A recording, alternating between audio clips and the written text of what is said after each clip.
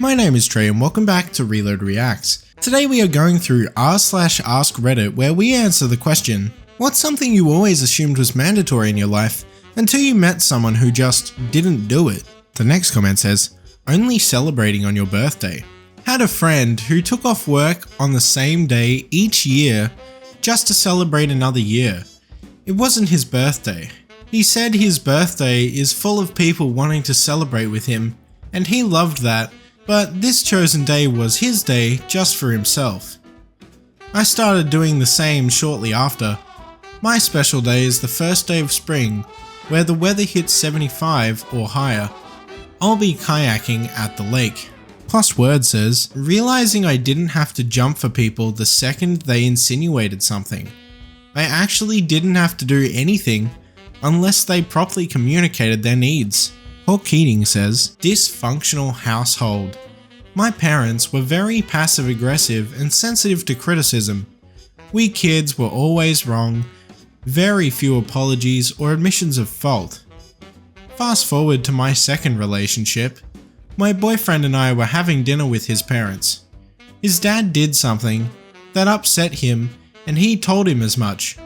I expected his dad to snap defensively, because that's what my parents always did. Nope.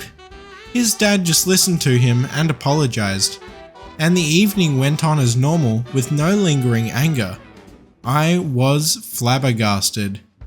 I got a little glimpse at what having a well-adjusted, communicative family is like, and 5 years later, I still think about it often. Daughter of Cardi says, I thought everyone had an internal moral panic when they accidentally inconvenience someone. Turns out some people just don't. Some people should have moral panic. Some people really need to have it. Supergirl Late Night says, I related a story to a friend about applying to the college of my dreams and making arrangements to move in with relatives well in advance so that I could qualify for in-state tuition. And when I was accepted, my parents said no. So I didn't go. And my friend said, well, you had everything taken care of, so why didn't you just go? I was stunned. It never crossed my mind that I could disobey my parents. That's actually messed up. That can screw with someone's entire future. Fine Genie says, quitting an event that sucks rather than sticking it out because you've already paid for it is maximum freedom. Gilded Mongoose says, dealing with failure without emotional fallout. I once failed in something majorly in a pretty significant life milestone. I felt horrible, embarrassed and lost. The person who helped me immediately went into pragmatic mode. Alright, that's tough, we're going to pivot. Here are the other options available. Here are the resources for them. Let's talk about what direction you want to go next. I was expecting to get yelled at, chastised, to have to roll in the shame and disappointment. But there was no pragmatic basis for that, and instead, we just moved on. That experience shifted my entire approach to emotional fallout during tough times on a very deep level, and it really changed me for the better. Wet Socks from Mars says, taking the high road. I met this girl in 6th grade, and when someone told her that her shoes were ugly, she told them that at least she wasn't trying to make themselves feel better by picking on other people. She didn't even say it rude, just stated it in the way you would say it was cloudy out. She then turned back to our conversation and refused to acknowledge the person. I asked her why later, and she told me people who don't want to like her, she doesn't want them to like her either. She didn't want to waste her energy being nice to someone who starts off the conversation by teasing her. I thought that was interesting. You can only imagine how it went when a boy punched her best friend in the stomach. She slapped him so hard he fell back and then told the teacher what happened, including her slapping him, and the teacher asked why she slapped him. She said it was so he wouldn't hurt people again. Violence isn't the answer, but this girl was brutal for an 11-year-old. She was actually really sweet and would give her lunch to kids who couldn't afford their own. She was an absolute angel. However, she was very firm that no one could abuse that or her. I thought of that as my first idea when I saw this question. Update about her because a lot of people asked.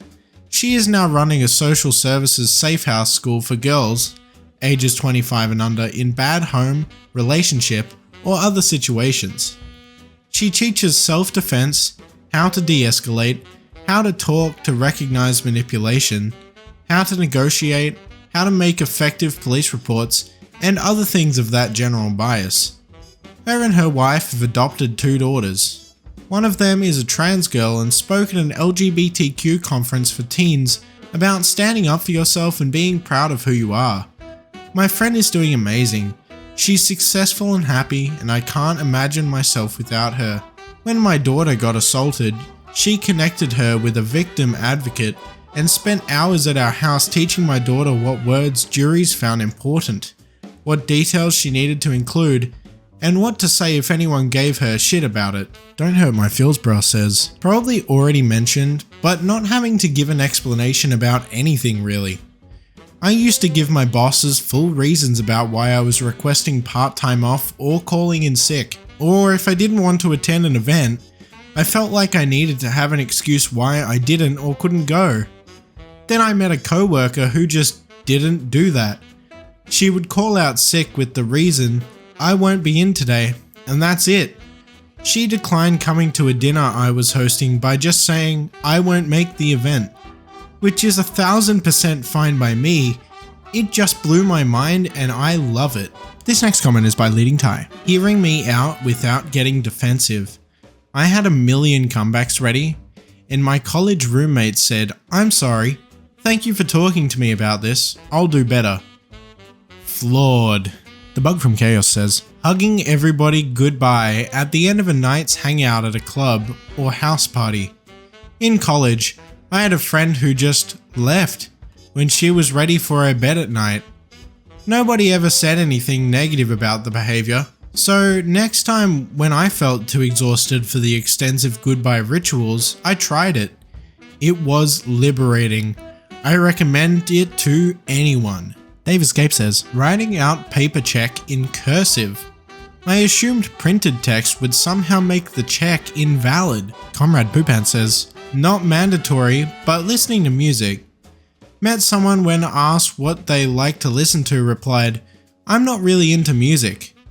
I pressed the issue because I couldn't believe it.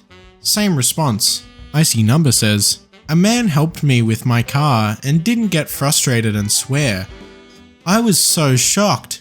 And then I was shocked that I was shocked because it made me realize every other time I've needed help with my car, my mum or dad made me feel like an extreme burden. Also, I'd rather pay someone to help me than rely on anyone. The next comment says, I worked with a guy who vacationed for 6 months of the year and worked for 6 months, living very frugally.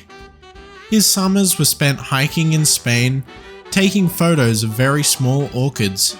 When I met him, he was working as a software developer on a 6-month contract in Antwerp. He was living in a tent at a closed campsite at the side of Antwerp Ring Road, sometimes with snow on the ground, but he could walk to work. A name or whatever says, my therapist told me I don't have to stay for an entire event. In fact, I can tell people ahead I can only stay for an hour. It helped me deal with my family that can eventually start picking on me if I'm around for too long. Game changer. Jenna2K says, learning random things. You can Google and memorize the entire periodic table without ever having a job related to chemistry or even taking a class, and nobody can stop you. Not a doctor and never taking a biology course? No problem. You can still spend hours learning about the brain. You don't need a reason to learn things. Profaniti says, having a house or apartment that you return to in the same place every day. I have some friends who are essentially nomadic. They travel all over the country working events and have no house aside from the camper they live in. I think I never really pictured this as a possible lifestyle before this. I just assumed that people would leave their real house for a few months at a time and then come back. But nope, their camper is their full-time house and they just move it every 2 months or so. blew my mind a bit. Wondering Right says, sharing a bed and a room with your partner. I have a friend who lives with her boyfriend, but they each have their own bedroom, and therefore separate beds. Turns out, it's not just a silly Hollywood trope from the 1950s. OK Onion says, pay attention to facts and reality. There are people who will tell you they don't care what the truth is because they have something else and know it's true. Honestly, growing up, I thought we all had to have reasons for our beliefs and behaviors, but no, some people just do shit and believe shit with no reason at all. Someone replied, there is a shocking number of people out there that genuinely believe that opinions cannot be wrong because it's their opinion. It's insane. Sneaky Cuddle says, I always assumed people needed coffee every morning until I met someone who never drank it and seemed perfectly fine. Yeah, to be honest, I've never tried coffee, never saw the appeal, and I have no plans to, because I very rarely need an energy boost in the mornings at all. I just get up and do the things I need to do. This was r/Askreddit. If you enjoy this, make sure to go check out some other videos on the channel, and also make sure to hit that subscribe button because I post new Reddit content every single day.